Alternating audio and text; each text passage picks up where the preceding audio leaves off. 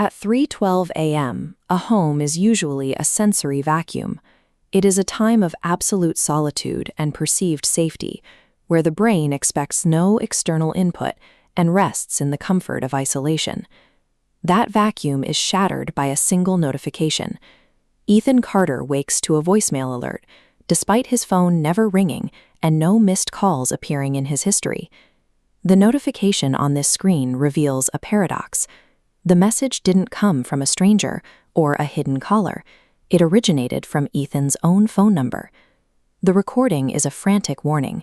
Ethan's own voice whispers that an intruder has already entered the house and is currently inside with him. This evidence forces a choice between two impossibilities. If Ethan is alone in his bed, he must determine who recorded that warning and what is currently moving through the house. This timeline illustrates the role of sensory disorientation. Conflicting data short-circuits rational thought, inducing mental paralysis. The call log seen here restricts the victim's ability to analyze the threat. Lacking timestamps or origin data, the brain cannot categorize the event, forcing a loop of denial. As the digital confusion takes hold, the entity introduces physical stimuli. The silence of the house is broken by a rhythmic tapping coming from the ground floor.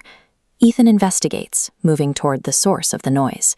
He finds the front door standing slightly open, creating a clear breach in his home's perimeter. The open door serves as a physical lure.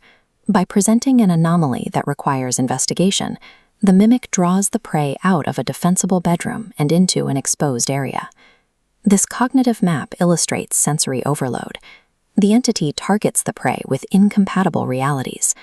A second voicemail arrives, commanding Ethan to ignore the physical sounds. Simultaneously, the physical tapping becomes aggressive knocking, and a replica of his own voice calls from the stairs. The physical trap springs when the front door swings wide on its own. The entity no longer waits for Ethan to act, it moves to conclude the encounter. Ethan sees a figure that is not human. Its face is violently transforming, corrupting and reshaping itself into a replica of his own. The goal of this sequence was never a physical struggle. The mimic used a psychological mechanism to freeze the mind, ensuring the victim remained stationary while the transformation reached its final stage. The following morning, police arrive at the house. They find the building empty and the front door wide open. Ethan Carter is gone, leaving behind only his smartphone. The screen of the recovered phone shows a final outgoing message. A new voicemail was recorded and sent from the device shortly before the police arrived. The recording contains Ethan's voice, now broken and terrified. He warns the listener that the voice they hear cannot be trusted. The audio then distorts.